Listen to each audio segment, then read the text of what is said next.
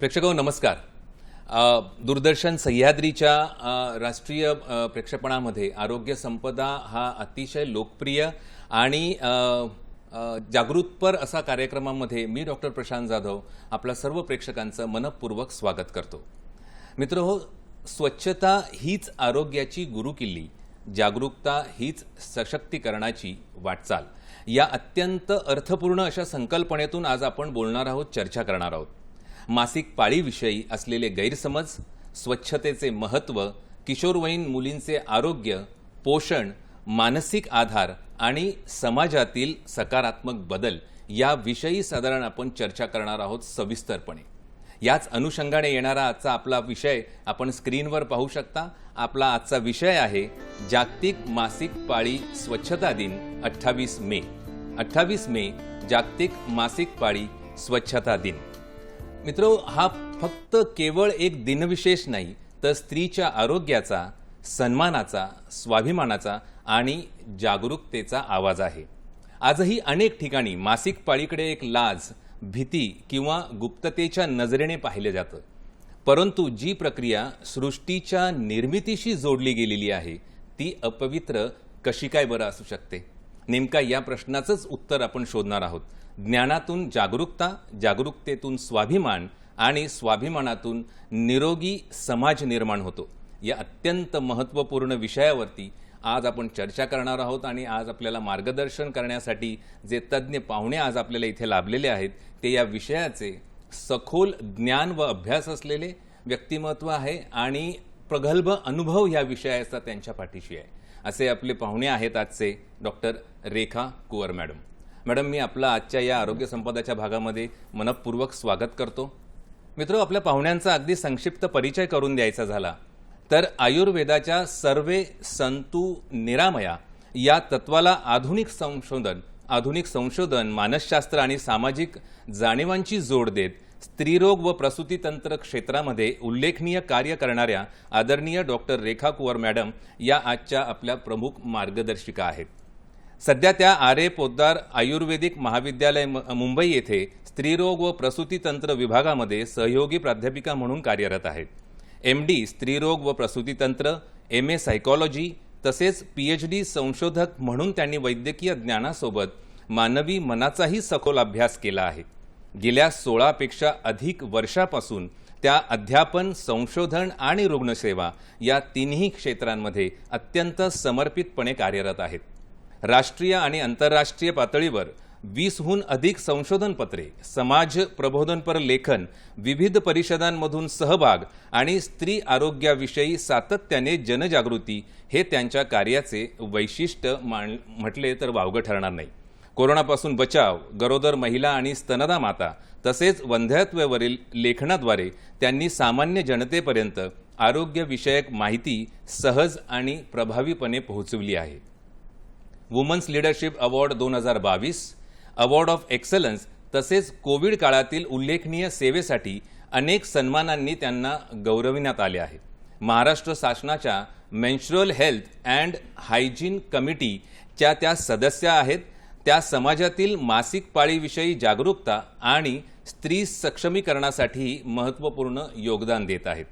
ज्ञान हे केवळ पुस्तकात नसते, तर ते समाजाला दिशा देणाऱ्या कृतीत असते आणि अशाच ज्ञान, करुणा आणि सेवाभावाच्या दीपस्तंभ असलेल्या आदरणीय डॉक्टर रेखा कुवर मॅडम यांचे मी सर्वांच्या वतीने मनपूर्वक पुन्हा एकदा आरोग्य संपदाच्या या भागामध्ये स्वागत करतो।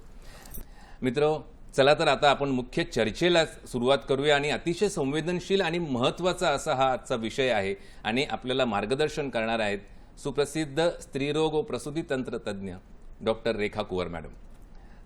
मॅडम, अतिशय बोलका असा हा विषय आहे आणि महत्त्वाचा विषय आहे। जागतिक मासिक पाळी स्वच्छता दिनाचे महत्त्व जेव्हा आपण बोलतो तर कोणतीही जनजागृती, जेव्हा आपण जनजागृती दिनाबद्दल आपण चर्चा करतो तर केवळ ही कॅलेंडरमधली एक तारीख नसते, तर ती समाजमन जागवण्याचा एक प्रयत्न असतो। मग माझा प्रश्नच हा आहे की जागतिक मासिक पाळी स्वच्छता दिन साजरा करण्यामागील मुख्य उद्देश काय आहे? आपण तो सविस्तर सांगावा आणि 28 मे हीच तारीख निवडण्यामागचं औचित्य हेही आपल्याकडून समजून घ्यायला आम्हाला आवडेल। काय सांगाल मॅडम? आज जागतिक पाळी स्वच्छता दिवस म्हणून साजरा केला जातो. 28 मे हा जागतिक मासिक पाळी स्वच्छता दिन आहे. हा दिवस साजरा करण्यामागे एक वैज्ञानिक आणि अर्थपूर्ण असा हा दिवस निवडला गेला आहे. ह्याचे कारण हेच की 28 दिवस हा मासिक पाळीचा काळ आहे आणि 5 दिवस तिच्यामध्ये होणारे जे रक्तस्राव आहे तो 5 दिवसांचा आहे. म्हणून 5 मे महिना हा 5वा महिना असून 28 तारीख हा 28 दिवसांचा कार्यकाळ असा हा वैज्ञानिक आणि अर्थपूर्ण दृष्टिकोनातून हा दिवस निवडला गेलेला आहे. त्याच पुढे पाहताना आपण असं बघू शकतो की स्त्रियांचं आरोग्य हे खूप महत्त्वाचं आहे आणि त्या आरोग्याच्या दृष्टीने स्वच्छता दिन, मासिक पाळी स्वच्छता दिन हा साजरा करण्याचा उद्देश हा जागतिक आरोग्य संघटनेने घेतलेला आहे. अतिशय सुंदर उद्देश आहे आणि 28 मे ही तारीख निवडण्यामागचं जे तुम्ही विचार त्याच्या मागचा मांडला तो अतिशय अर्थपूर्ण आणि खरोखर वैज्ञानिक आहे. मॅडम, आज विज्ञान जर पाहिलं तर चंद्रावर पोहोचलं, पण काही मनं अजूनही मासिक पाळीबाबत अंधश्रद्धेमध्ये अडकून पडलेली आहेत. तर मग आजही समाजामध्ये मासिक पाळीबद्दल संकोच आणि गैरसमज हे का दिसून येतात, यामागची कारण मीमांसा आपण काय कराल? अजूनपर्यंत जग हे खूप आपण सांगितल्याप्रमाणे ते चंद्रावर गेलेला आहे. सगळीकडे सगळ्या गोष्टींचा ज्ञानाने समाज वाढत गेलेला आहे.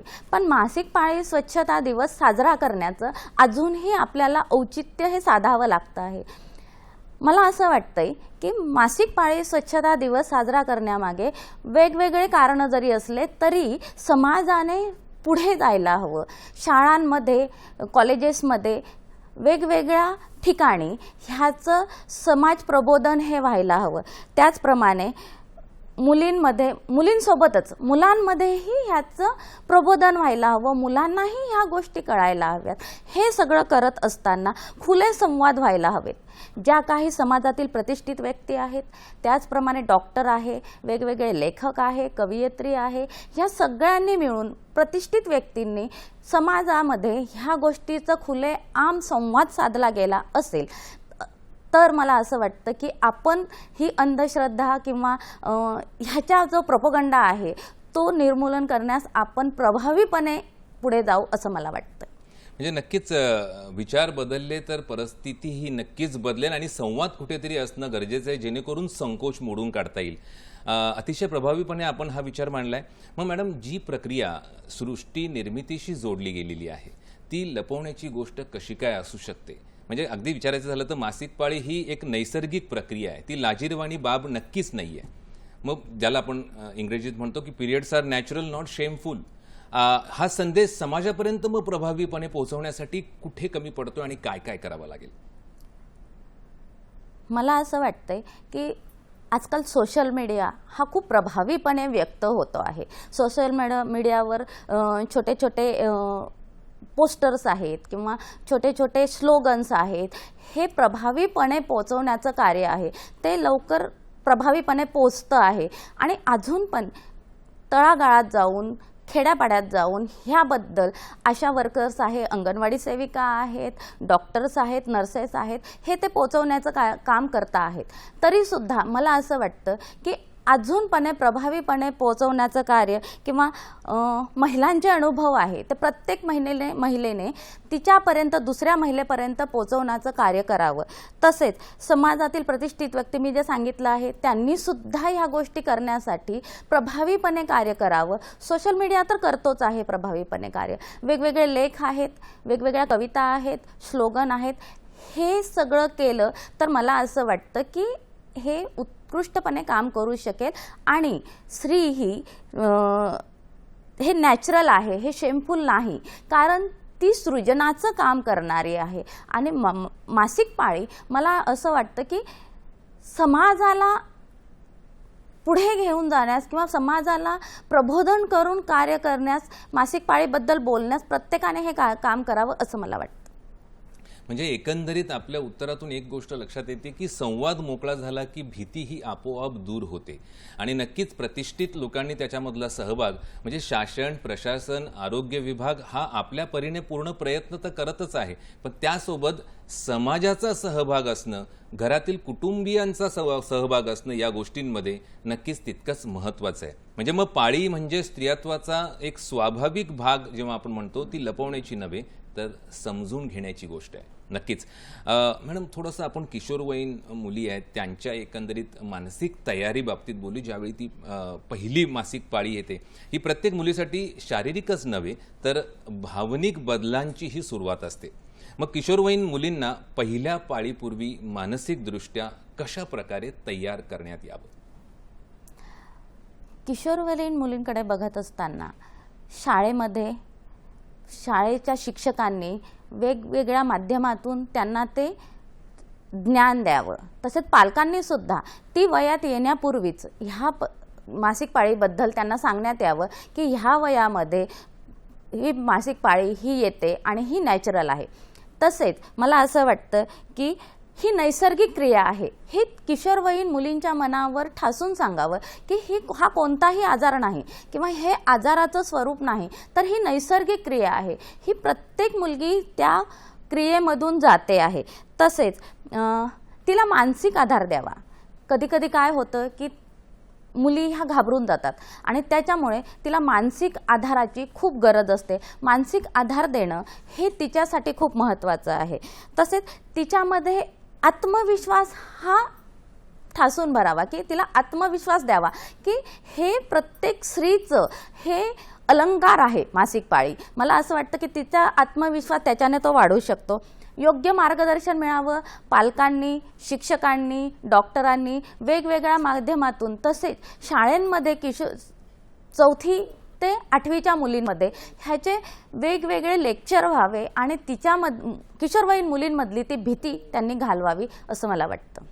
नक्कीच योग्य मार्गदर्शन जर असेल तर मुलींचा आत्मविश्वासही वाढवण्यामध्ये कुठेतरी मदत होईल. हे नक्कीच अधोरेखित होताना आपल्या उत्तरातून मला तरी जाणवलं. महत्त्वाचं आहे. सुरुवातीलाच आपण स्वच्छतेविषयी बोललो. मग तो मूलभूत नियम आहे. स्वच्छता ही फक्त एक सवय नसून आरोग्याचा एक सुरक्षा कवच आहे असं म्हटलं तर वावगं ठरणार नाही. मग मासिक पाळी दरम्यान कोणत्या स्वच्छतेच्या गोष्टी प्रत्येक स्त्रीने कटाक्षाने पाळायला हव्यात, आपण काय सांगाल? मासिक पाळी आल्यानंतर जे मासिक पाळीसाठी वापरण्यात येणारे पॅड आहेत ते पॅड तिने वापरावे. मग तिथे तिच्या सोयीनुसार वापरावे. कोणी सॅनिटरी पॅड वापरतं, कोणी टॅम्पून्स वापरतं, कोणी क्लॉथ्स वापरतं. तर हे तिच्या सोयीनुसार वापरावे. पण हे वापरत असताना तिने त्याकडे स्वच्छता किती आहे ते बघण्यात यावं. जर सॅनिटरी पॅड वापरत असतील तर ते 6 ते 8 तासानंतर बदलण्यात यावे. म्हणजे 24 तासामध्ये 3 वेळेस पॅड हे बदलण्यात यावे. इतर पर्याय मी तुम्हाला सांगितले ते पर्याय तिच्याकडे आहेतच. पॅड वापरताना, पॅड चेंज करताना हात स्वच्छ धुवावे, पॅड लावताना स्वच्छ धुवावे, पॅड लावून झाल्यावर ते स्वच्छ धुवावेत. त्याच्यानंतर जे काही जननेंद्रिय आहे, स्त्री जननेंद्रिय, त्यांची स्वच्छता ही व्यवस्थित करावी. टॅप वॉटर म्हणजे नळाच्या पाण्याने, साध्या पाण्याने वॉश करावे.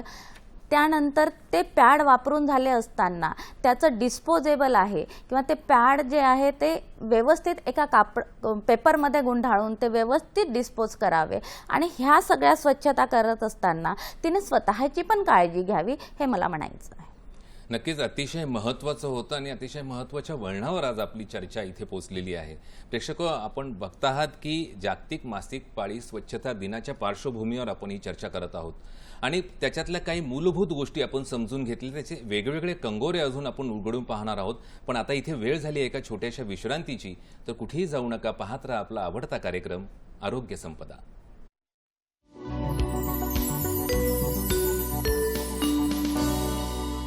ब्रेकनंतर पुन्हा एकदा आरोग्य संपदाच्या या भागामध्ये सर्व प्रेक्षकांचं मनपूर्वक स्वागत. आजचा विषय आपण जाणून आहात तो म्हणजे जागतिक मासिक पाळी स्वच्छता दिन 28 मे. आणि या पार्श्वभूमीवर आपण चर्चा करत आहोत. एकंदरीत मासिक पाळीबद्दलचे असलेले गैरसमज ते दूर करण्याचा प्रयत्न कुठेतरी आजच्या या चर्चेतून आपण करत आहोत. नक्कीच वेगळे कंगोरे जे आपण उलगडणार, मी म्हणालो तो ब्रेकच्या आधी, त्याच्याकडे आपण आता वळूया. मॅडम, आपण स्वच्छतेचे महत्त्व या संदर्भात आपण ब्रेकला जाण्याच्या अगोदर आपण समजावून सांगितलं. मग योग्य सॅनिटरी प्रॉडक्ट्स जे आहेत त्याची निवडही इथे कुठेतरी त्याची चर्चा होणं पण तितकंच महत्त्वाचं आहे. मग आज महिलांसाठी अनेक पर्याय उपलब्ध आहेत, पण योग्य निवड तितकीच महत्त्वाची आहे. मग सॅनिटरी पॅड्स आहेत, मेन्स्ट्रुअल कप्स आहेत किंवा क्लॉथ पॅड्स आहेत, यापैकी योग्य पर्याय कोणते आहेत याबद्दल आपण काय सांगाल? सर, तुम्ही अतिशय उत्तम असा प्रश्न विचारलेला आहे. तर आजच्या काळामध्ये सॅनिटरी पॅड्स आहेत किंवा मेन्स्ट्रुअल कप आहेत, क्लोथ पॅड आहेत, हे कोणत्या पद्धतीने वापरावे? तर मी असं ॲज अ स्त्रीरोगतज्ञ असं सांगू इच्छिते की प्रत्येक स्त्रीने तिचं वय, तिला कोणती गोष्ट वापरण्यास सोपी आहे ती बघून, तसेच स्वच्छता राखण्यासाठी ती कितपत त्या गोष्टी करू शकते, ह्या सगळ्यांचा विचार करून तिने कोणता पर्याय निवडावा. मग तो सॅनिटरी पॅड्स असो किंवा टॅम्पून्स असो किंवा मेन्स्ट्रुअल कप असो किंवा क्लोथ पॅड्स असो. तर प्रत्येक गोष्ट बघत असताना सॅनिटरी पॅड हे आजकाल वेगवेगळ्या पद्धतीचे बाजारात उपलब्ध आहे. काही ऑर्गॅनिक आहे, काही प्लास्टिक कोटेड आहेत. तर तिला जे काही योग्य वाटेल ते तिने घ्यावे. प्रत्येक मेडिकल स्टोअर्समध्ये किंवा प्रत्येक ठिकाणी आपल्याला सॅनिटरी पॅड्स अवेलेबल आहेत. तिला जो योग्य वाटेल तो पॅड तिने निवडावा. फक्त त्याची विल्हेवाट किंवा त्याचं डिस्पोजेबल तिने व्यवस्थित करावं. मेन्स्ट्रुअल कप बघत असताना मेन्स्ट्रुअल कपचा मी असं म्हणेन की ते दीर्घकाळासाठी फायदेशीर आहे. फक्त ते वापरत असताना तिने स्त्रीरोगतज्ञाकडे जावं, त्यांच्याकडून तो कसा वापरावा त्याचं प्रशिक्षण घ्यावं किंवा ते विचारून घ्यावं आणि मग तो वापरावा. कारण तो दीर्घ काळासाठी वापरू शकतो आणि तो अत्यंत उपयुक्त आहे. व्यायाम करणाऱ्या ज्या स्त्रिया आहेत किंवा आरोग्याकडे लक्ष देणाऱ्या स्त्रिया आहेत त्यांच्यासाठी हा पर्याय अतिशय उत्तम आहे. क्लोथ पॅड असतील तर गावामध्ये बायका बऱ्याच प्रमाणात स्त्रिया हे वापरलं जातं. स्त्रियांमध्ये हे आत्ता पण वापरलं जातं, पण त्याची स्वच्छता, ते व्यवस्थित धुवून उन्हात सुकवणे आणि तो पुन्हा रियूज करणे, अशा प्रकारे जर वापरलं तर तिने तिच्या वयानुसार तिला जे फायदेशीर आहे त्यानुसार आणि तिला जे वापरण्यास योग्य वाटत असेल अशानुसार तिने ह्या तिन्ही गोष्टींचा वापर करावा असं मला वाटतंय. अतिशय उपयुक्त असं हे मार्गदर्शन होतं, कारण माहितीमुळेच योग्य निर्णय घेण्यामध्ये कुठेतरी मदत होते. म्हणजे उपलब्धता आणि स्वतःची गरज या दोन्ही गोष्टींना कुठेतरी सांधून हा निर्णय घ्यावा, हेच कुठेतरी आपण सांगू इच्छित आहे असं वाटतंय.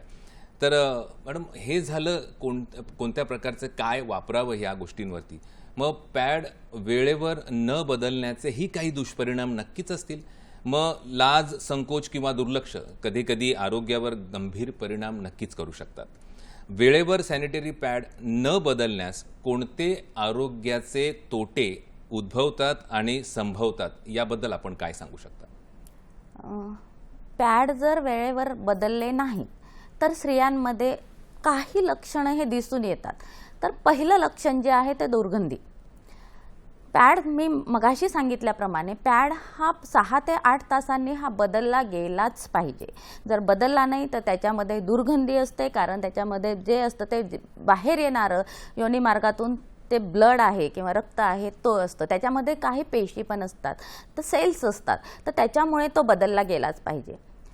दुसरी गोष्ट जी आहे, पुरळ उत्पन्न होऊ शकते, कारण इन्फेक्शन होतं, तिचं बॅक्टेरियल इन्फेक्शन होतं, त्याच्यामुळे पुरळ उत्पन्न होते, खाज येते, दुर्गंध येतं आणि ह्याच्यामुळे काय होतं की तिला जननेंद्रियाचा संसर्गजन्य रोग उत्पन्न होऊ शकतात. म्हणून हे जर कंप्लेंट्स असतील तर तिने डॉक्टरांकडे जाऊन की हा त्रास होतो आहे, ह्या पॅडमुळे असं होतं आहे, हे तिने डॉक्टरांना सांगावं आणि त्याच्यावर औषधोपचार करून घ्यावे असं मला वाटतं.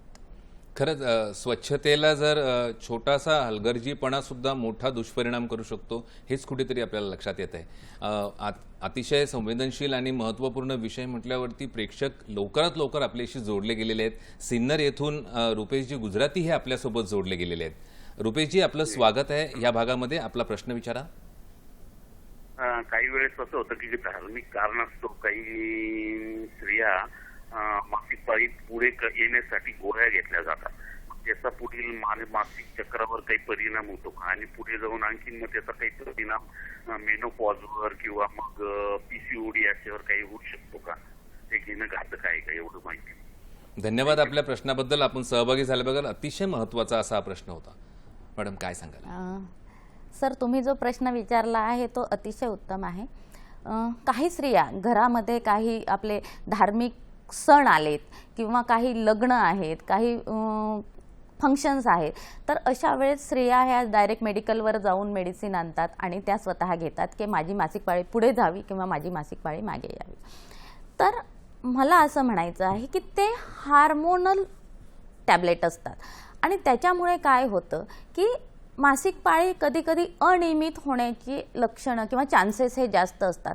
पुढचे 2-3 महिने किंवा 6 महिने मासिक पाळी ही अनियमित होते. का अनियमित होते? कारण आपण ते लवकर येण्यासाठी किंवा मागे जाण्यासाठी आपल्या शरीरातले जे उत्प्रेरक आहे, म्हणजे जे हार्मोन्स आहेत, ते हार्मोन्स आपण त्यांना दाबण्याचा किंवा त्यांना पुढे येण्याचा म्हणजे उत्प्रेरक होण्यासाठी आपण काम करत असतो. तर ती टॅबलेट न घेतलेली कधीही उत्तम आहे, कारण पुढच्या वेळेस पुढच्या मासिक पाळीमध्ये किंवा 6 महिन्यापर्यंत तिची मासिक पाळी ही अनियमित येऊ शकते किंवा अंगावरून कमी जाणं किंवा जास्त जाणं अशी लक्षणं दिसू शकतात. नक्कीच अतिशय महत्त्वाचा प्रश्न होता आणि अतिशय सुंदर असं उत्तर मॅडमनी त्याच्यावरती दिलेलं आहे की कोणत्याही नैसर्गिक प्रक्रियेमध्ये जेव्हा अनैसर्गिक हस्तक्षेप होतो तेव्हा कुठेतरी त्याचे दुष्परिणाम हे न टाळता येण्यासारखे असतात. खूप सुंदर होतं ते. मॅडम, आजही अनेक ठिकाणी मासिक पाळी म्हणजे बंधने आहेत, वेगळेपणा आहे किंवा सामाजिक अंतर आहे. खास करून ग्रामीण भागामधून जेव्हा आपण अंधश्रद्धेबद्दल जेव्हा बोलू त्यावेळी ह्या सर्व गोष्टी अतिशय महत्त्वाच्या ठरतात. मग ग्रामीण भागातील अंधश्रद्धांच्या स्त्रियांच्या मानसिक आणि सामाजिक आरोग्यावरती कशा प्रकारे परिणाम करू शकतात? ग्रामीण भागातील स्त्रियांकडे बघत असताना आधीच्या काळात काय व्हायचं की स्त्रियांना मासिक पाळीच्या वेळेस एका बाजूला बसवलं जायचं किंवा स्वयंपाक करू नकोस किंवा स्वयंपाक त्यांनी केलेला कोणी खाणार नाही किंवा तिला देवपूजा करू देणार नाही. ह्या सगळ्या गोष्टी ग्रामीण भागात आधी चालायच्या. आत्ताही काही प्रमाणात काही ठिकाणी हे प्रकार चालतात आणि ह्याच्यामुळे काय होतं की तिला कमीपणाची, स्त्रियांमधले कमीपणाची भावना उत्पन्न होणार किंवा तिच्यामध्ये मानसिक ताण येणार की मला काही करू देत नाही, मला एका बाजूला बसवलं जातं आहे.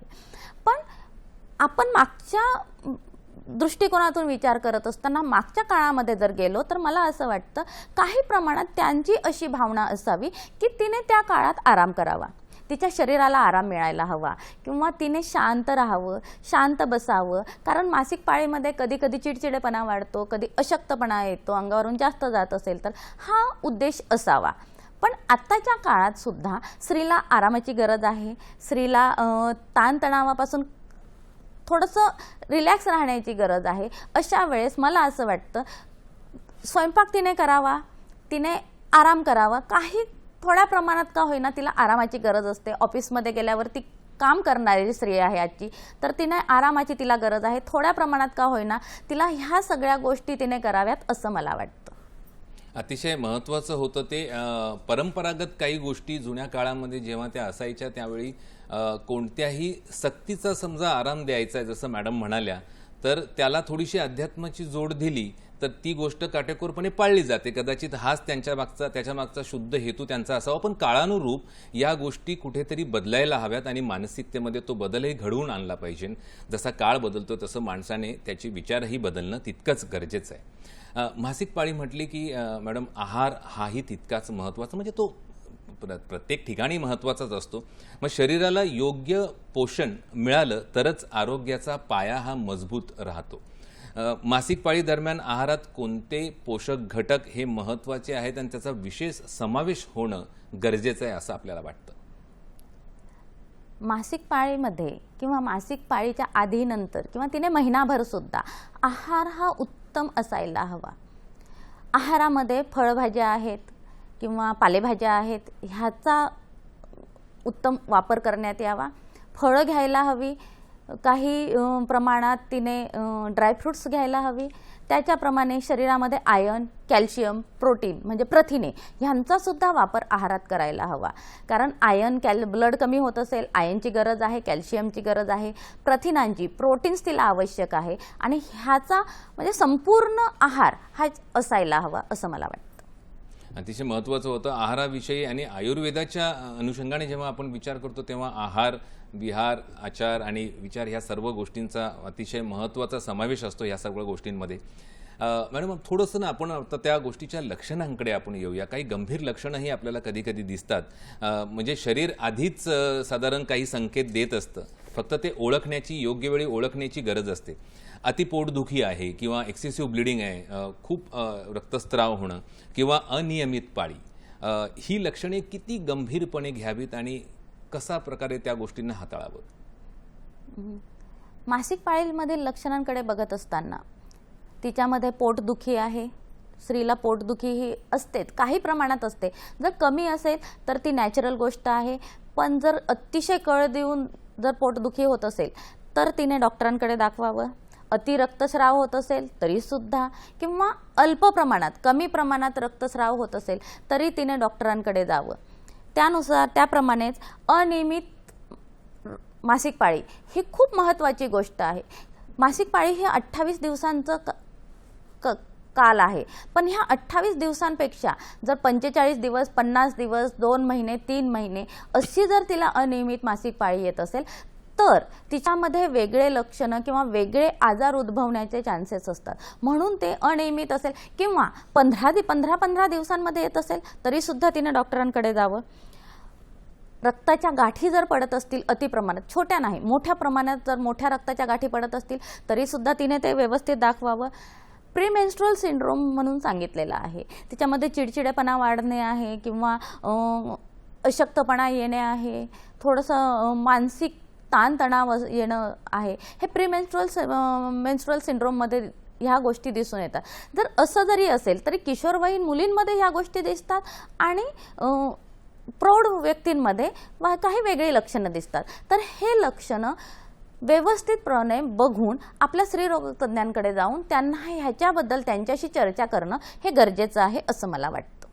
अतिशय महत्त्वाचं होतं ते. याच निमित्ताने एक महत्त्वाचा त्याचा एक आयाम कुठेतरी चर्चेला गेला. PCOS आहे, सध्या खूप चर्चेला जाणारा शब्द आहे. स्ट्रेस आहे, तणाव आहे, ॲनिमिया आहे, रक्ताची कमी, ज्याला हिमोग्लोबिन कमी होणं म्हणतात. मग आजच्या धावपळीच्या जीवनशैलीचा जर विचार केला तर स्त्रियांच्या हार्मोनल हेल्थवरती कुठेतरी मोठा परिणाम आणि गंभीर परिणाम होताना या सर्व गोष्टींचा आपल्याला दिसतो. मग PCOS, ॲनिमिया आणि स्ट्रेस यांचा मासिक पाळीवरती होणारा नेमका परिणाम काय? सध्याचा काळ हा ही जीवनशैली धकाधकीची आहे. प्रवास वाढता आहेत, काम वाढतं आहे, कामाचे तास वाढता आहेत. ह्याच्यामुळे काय होतं आहे की ती स्त्रीवर ताणतणाव हा खूप येत असतो. तर मासिक पाळी जी आहे ती रेग्युलेट करण्यामागे HPO ॲक्सिस म्हटला जातो, म्हणजे हायपोथॅलामस, पिट्युटरी आणि ओव्हरी. स्त्री ह्या तिघांमधले जे हार्मोन आहे हे जर नॉर्मल असतील तर मेन्स्ट्रुअल सायकल किंवा मासिक पाळी ही नियमित येते. परंतु ह्याच्यामध्ये जर काही प्रमाणात बदल झाले किंवा हार्मोनल बदल झाले तर काय होतं की पाळी अनियमित होते. तर पहिला प्रश्न तुम्ही विचारला सर की PCOSमध्ये असं असतं की पाळी अनियमित होते, वजन वाढतं, ही लक्षणं तिच्यामध्ये दिसतात. तर PCOS असेल तर तिने अनियमित रजप्रवृत्ती किंवा अनियमित पाळी ही तिच्यामध्ये असते. त्याच्यानंतर ॲनिमिया असेल तर शरीरात ऑलरेडी रक्त कमी असतं, मालन्यूट्रिशन असतं. त्याच्यामुळे काय होतं, अल्प प्रमाणात म्हणजे कमी प्रमाणात मासिक पाळीमध्ये रक्तस्राव होतो. आणि तिसरी गोष्ट जी आहे ती स्ट्रेस म्हणजे ताणतणाव.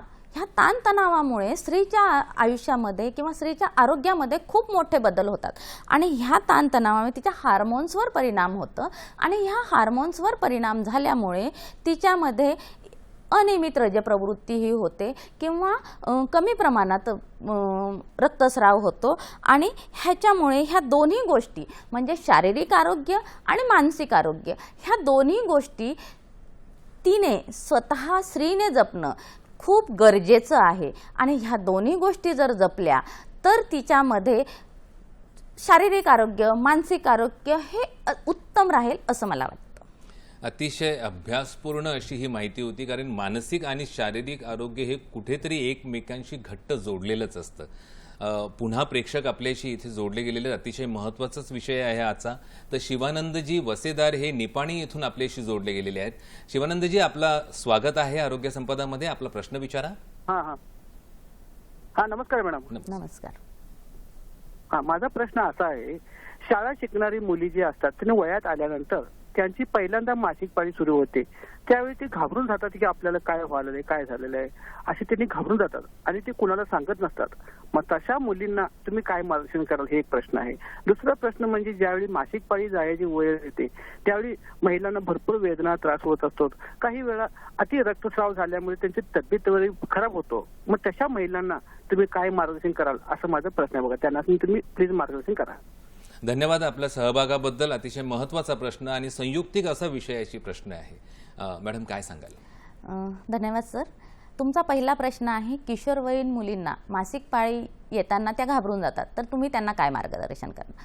तर माझं मार्गदर्शन असंच असेल की पालकांनी किंवा शाळा शिक्षकांनी, शाळेमध्ये असणाऱ्या त्यांच्या लोकांनी की तिला घाबरून जाऊ नये म्हणून आजकाल खूप प्रमाणात ह्याचं मार्गदर्शन केलं जाते आहे. शाळांमध्ये डॉक्टर्स जाऊन त्यांना त्याबद्दल माहिती देता आहे. मुलांनी, आईने मुलीशी बोललं पाहिजे की ह्या वयात तुला मासिक पाळी येईल, तेव्हा योनी मार्गातून रक्तस्राव होईल आणि त्यावेळेस तू घाबरून जाऊ नको. ही नॅचरल प्रोसेस आहे. ही देवाने स्त्रीला दिलेली एक देणगी आहे.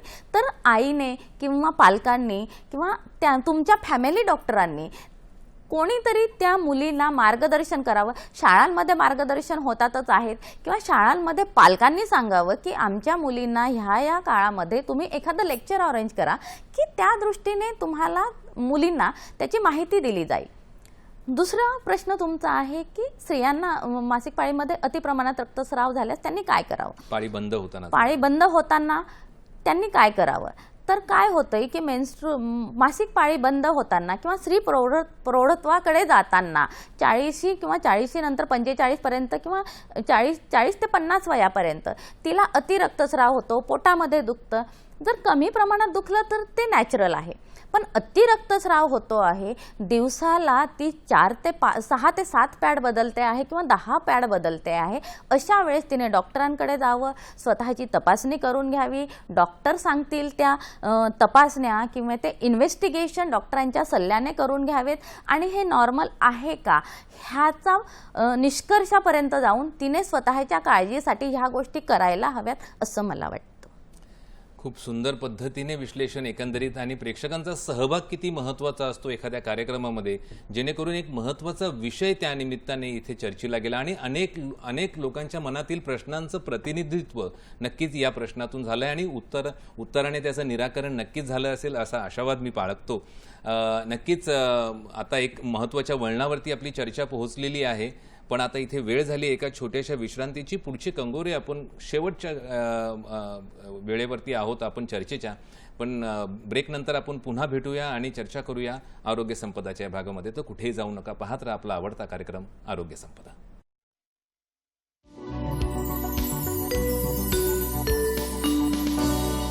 ब्रेकनंतर पुन्हा एकदा सर्व प्रेक्षकांचं आरोग्य संपदाच्या या भागामध्ये स्वागत. आजचा विषय आपण जाणून आहात तो म्हणजे जागतिक मासिक पाळी स्वच्छता दिन 28 मे, आणि या पार्श्वभूमीवर आपण चर्चा करत आहोत मासिक पाळीचे एकंदरीत गैरसमज, त्याबद्दलचे गैरसमज म्हणता येतील. आणि जे मार्गदर्शक तज्ज्ञ आपल्याला आज इथे लाभलेले आहेत त्या आहेत सुप्रसिद्ध प्रसूती तज्ज्ञ डॉक्टर रेखा कुवर मॅडम. मॅडम, ब्रेकच्या आधी आपण अनेक गोष्टींची चर्चा केली. पुन्हा प्रेक्षक आपल्याशी इथे जोडले गेलेले आहेत. प्रतिमाजी डोंगरवार या वर्ध्या येथून आपल्याशी जोडल्या गेलेल्या आहेत. प्रतिमाजी, आपलं स्वागत आहे आरोग्य संपदामध्ये. आपला प्रश्न विचारा. माझा प्रश्न आहे, मासिक पाळीबद्दल आल्यानंतर खूप दुखते आणि अशक्तपणा लागते, उलट्या येतात आणि मला माझे वय आहे 48. मला असे खूप कंबर दुखते आणि त्याच्या गोष्टी जातात तेव्हा. आपला प्रश्न आमच्या लक्षात आला. नक्कीच याचं उत्तर घेऊ. अनेकांच्या मनातील हा नक्कीच प्रश्न असेल, कारण का बऱ्याच ठिकाणी आपण अशा गोष्टी ऐकतोच. मॅडम, काय सांगाल? प्रतिमाताई, तुम्ही छान प्रश्न विचारला. तुमच्या स्वतःचा तो प्रश्न आहे, त्याच्यामुळे मी त्याचं सविस्तर उत्तर देऊ इच्छिते. मासिक पाळीमध्ये काय होतंय की पोटामध्ये दुखणं, ओटीपोटात दुखणं, उलट्या होणं किंवा अशक्तपणा येणं.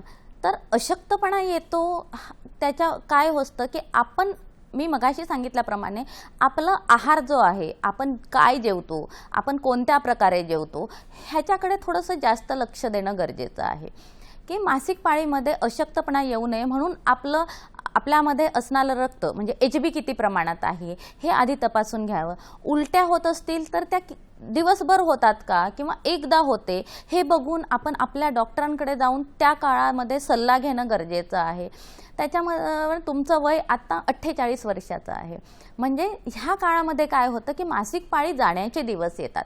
कधी कधी काय होतं की ह्या काळामध्ये 1.5-2 महिन्यांनी पाळी येते, कधी 3 महिन्यांनी पाळी येते, कारण हे पाळी जाण्याचं मेनोपॉजकडे जाण्याचा हा काळ असतो आणि त्याच्यामुळे 2-3 महिन्यांनी पाळी आले तर ते अतिप्रमाणात रक्तस्राव होतं. जर महिन्याला पाळी येत असेल आणि जर जास्त रक्त जात असेल, जास्त रक्तस्राव होत असेल तर तुम्ही तुमच्या डॉक्टरांकडे जा, त्यांचा सल्ला घ्या, ते सांगतील त्या तपासण्या करून घ्या आणि तुमचा स्वतःच्या शरीराकडे, स्वतःच्या आरोग्याकडे लक्ष द्यावं असं मला वाटतं.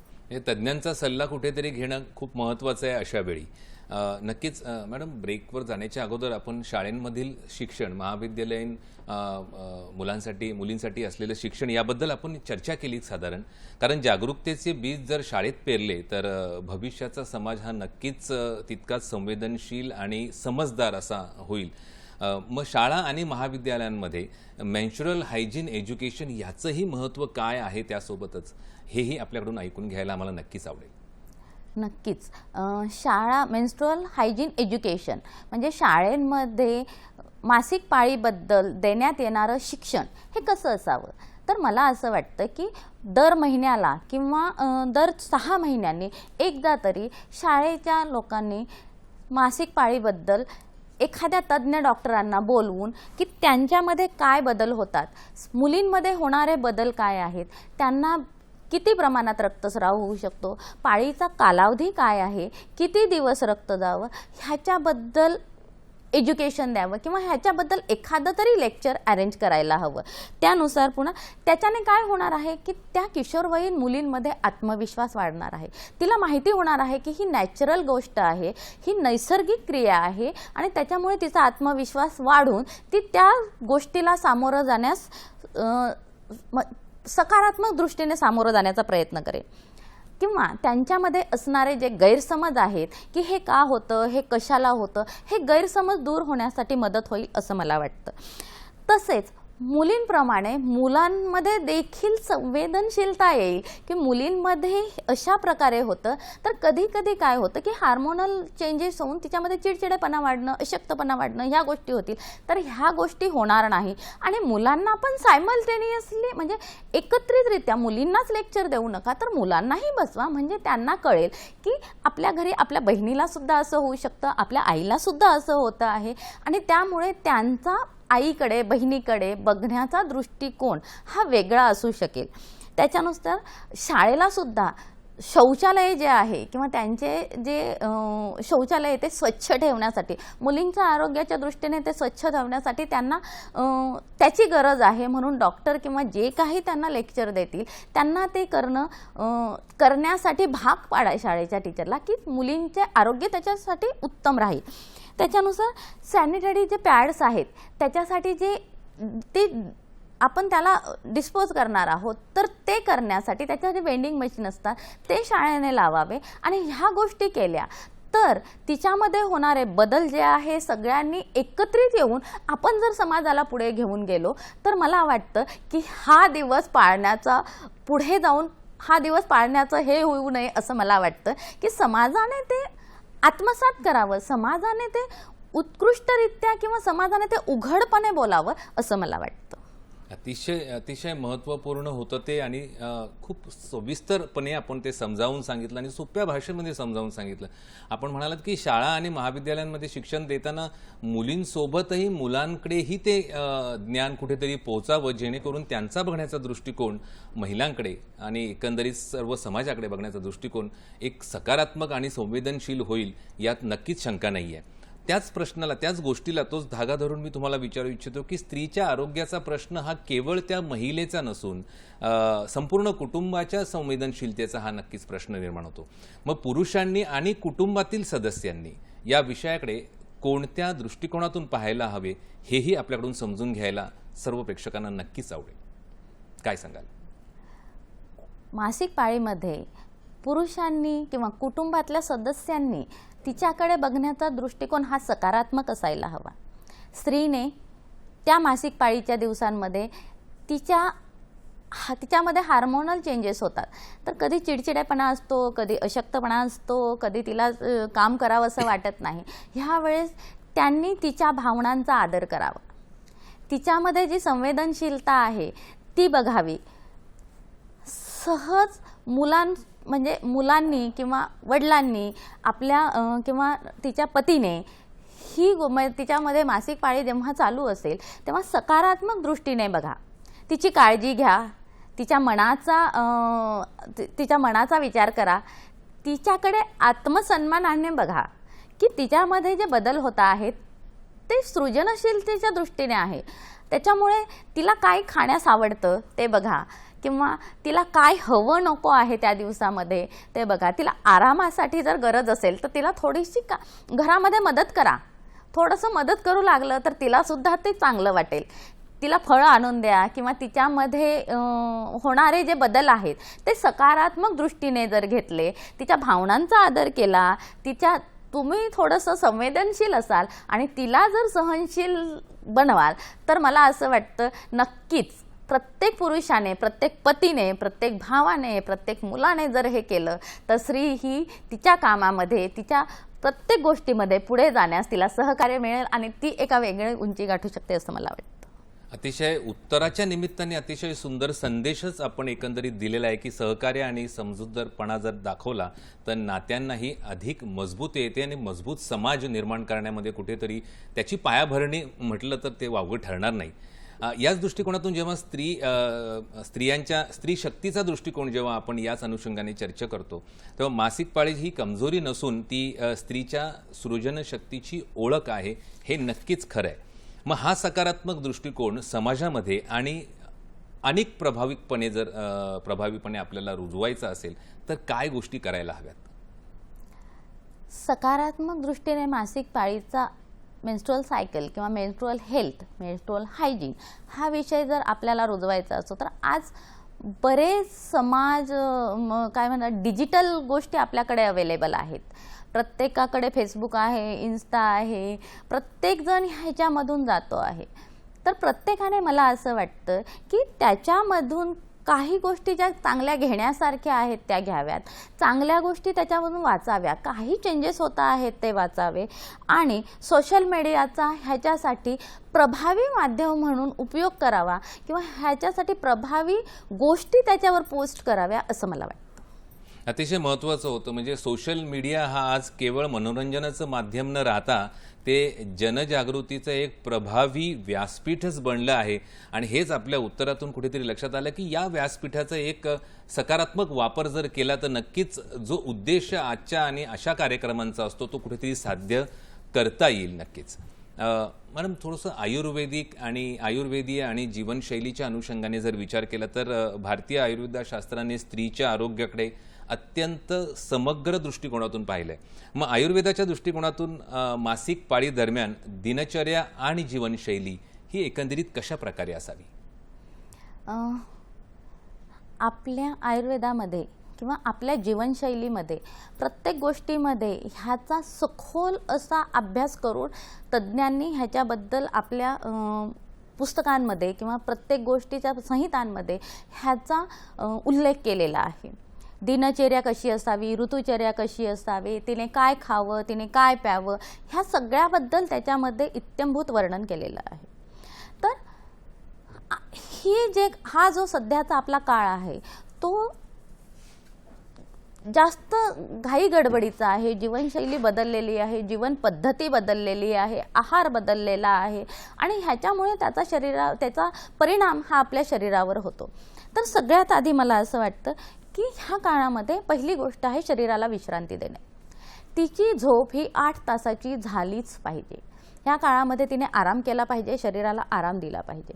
दुसरं, आहार कसा असावा? तर आहार हा सर्वसमावेशक असावा. फळभाज्या, पालेभाज्या असाव्या, हिरवा पालेभाज्या हा जेवणामध्ये असावा, सॅलड घ्यावं, फळं असावीत. पूर्ण आपलं जे महाराष्ट्रीयन जेवण आहे ते अतिशय उत्तम असं वर्णन केलेलं आहे. जर तसं जेवण केलं तर तिला लवकर थकवा येणार नाही. काही ज्यूस आहेत ते घ्यावेत. त्याच्यानंतर मानसिक ताण हा टाळावा. झोप जर उत्तम झाली तर मानसिक ताण हा टळू शकतो. कामाच्या ठिकाणी ती उत्तमरित्या काम करू शकते. दुसरं आहे की अतिश्रम करू नये, जास्त काही वजन काम करू नये. आपल्या गावातील स्त्रिया आहेत त्या दिवसभर शेतात राबतात, तर तुम्ही शेतात जाऊ शकता, पण जे अवजड असं काम आहे, जड काम आहे ते तुम्ही करू नका. ऑफिसला जाणाऱ्या स्त्रिया आहेत त्या बसून असतात, तर तेवढं आपण करू शकतो, पण आराम हा महत्त्वाचा आहे. त्याच्यानंतर ह्या काळात स्वच्छतेकडे लक्ष देणं हे खूप महत्त्वाचं आहे. व्यवस्थित पॅड बदला, कापड वापरत असाल, क्लोथ्स वापरत असाल तर ते व्यवस्थित बदला त्याच्याकडे. आणि तिसरी गोष्ट, मन शांत ठेवा. मन शांत असेल तर आपलं आरोग्य उत्तम राहू शकतं. आणि असा जर आपला दिनक्रम असेल, सकाळी ब्रेकफास्ट आहे, दुपारचं जेवण आहे, रात्रीचं जेवण आहे, उत्तम झोप आहे, तर हे आणि मन शांत असेल तर नक्कीच हे आपल्याला मासिक पाळी ही सुसह्य होण्यास उत्तम असेल असं मला वाटतं. नक्कीच अतिशय संक्षिप्तपणे आणि एकंदरीत संदेशच आपण एकंदरीत या उत्तरातून दिलेला आहे आपल्या प्रेक्षकांसाठी. तर आपण शेवटच्या प्रश्नाकडे आहोत. अगदी कमी वेळ आपल्याकडे आहे. विषय जरी व्यापक असला तरी बऱ्यापैकी आपण त्याच्यावरती चर्चा झालेलीच आहे. तर शेवटचा प्रश्न माझा अगदी संक्षिप्त एका वाक्यात आपण काय सांगाल? जो संदेश आपल्या कार्यक्रमाच्या शेवटी प्रत्येक मुलगी आहे, प्रत्येक माता आहे आणि प्रत्येक कुटुंबासाठी जो संदेश आहे आपण काय द्याल आजच्या या कार्यक्रमाच्या निमित्ताने? मला असं वाटतं की मासिक पाळी ही स्त्रीच्या आणि प्रत्येक स्त्रीच्या आरोग्याचा एक सृजनशीलतेचा एक नैसर्गिक भाग आहे. तर ह्यामध्ये काय आहे की प्रत्येक स्त्रीने जागरूक असलं पाहिजे, स्वच्छता केली पाहिजे आणि संवेदनशीलता, म्हणजे जागरूकता, स्वच्छता आणि संवेदनशीलता ह्या 3 गोष्टी ह्या स्त्रीच्या आरोग्याचा, समाजाचा पाया आहे, तिच्या निरोगी आयुष्याचा पाया आहे असं मला वाटतं. म्हणून ह्या 3 गोष्टी खूप महत्त्वाच्या आहे: जागरूकता, स्वच्छता आणि संवेदनशीलता. खरंच जागरूकता, स्वच्छता आणि संवेदनशीलता यांच्याच आधारावर निरोगी व सशक्त समाजाची निर्मिती होऊ शकते. हाच संदेश कुठेतरी आपल्या एकंदरीत चर्चेतून आपल्याला जाणवला. मित्र, स्त्री म्हणजे केवळ नात्यांची वीण नाही, तर ती सृजनाची शक्ती, सहनशीलतेची मूर्ती आहे आणि जीवनाचा अखंड प्रवाह आहे. मासिक पाळी हा आजार नाही आहे, तर निसर्गाने स्त्रीला दिलेल्या जीवन निर्मितीचा एक अद्भुत असा ठेवा आहे आणि क्षमता आहे. म्हणूनच लाज नव्हे तर जागरूकता आवश्यक आहे, गुप्तता नव्हे तर संवाद आवश्यक आहे आणि अंधश्रद्धा नव्हे तर वैज्ञानिक दृष्टिकोन हा आवश्यक आहे. स्वच्छता हीच आरोग्याची गुरुकिल्ली, जागरूकता हीच सशक्तीकरणाची वाटचाल हा संदेश प्रत्येक घरापर्यंत, प्रत्येक शाळेपर्यंत आणि प्रत्येक मनापर्यंत पोहोचवणे हीच आपल्या आजच्या कार्यक्रमाची खरी फलश्रुती ठरेल, हेच मला इथे अधोरेखित करावंसं वाटतं. आज अत्यंत सखोल आणि अभ्यासपूर्ण असं मार्गदर्शन आपल्याला आज आपल्या तज्ज्ञ पाहुण्यांनी इथे दिलेलं आहे. मॅडम, आपण वेळात वेळ काढून इथे आलात आणि आम्हाला जे मार्गदर्शन आपण केलं त्याबद्दल मी दूरदर्शन सह्याद्रीच्या वाहिनीतर्फे आणि आमच्या तमाम प्रेक्षकांतर्फे आणि आरोग्य संपदाच्या पूर्ण टीमतर्फे आपलं मनपूर्वक आभार मानतो. आपण आल्याबद्दल खरोखर धन्यवाद मॅडम. प्रेक्षको, आपण पाहिलं की आज अत्यंत सखोल आणि अभ्यासपूर्ण अशी ही चर्चा झालेली आहे. राष्ट्रीय दूरदर्शन वाहिनीवरील आरोग्य संपदा या कार्यक्रमामध्ये आपण जागृतीपर असा कार्यक्रम असतो आणि त्यानिमित्ताने आपण ही चर्चा केलेली आहे महत्त्वाच्या विषयावरती. पुन्हा भेटूया आपण आरोग्य संपदाच्या नवीन भागामध्ये एका नवीन विषयासह नवीन तज्ज्ञांसोबत. तोपर्यंत स्वस्थ रहा, मस्त रहा, आनंदी रहा, सजग रहा. नमस्कार. त्यानिमित्ताने आपण ही चर्चा केलेली आहे महत्त्वाच्या विषयावरती. पुन्हा भेटूया आपण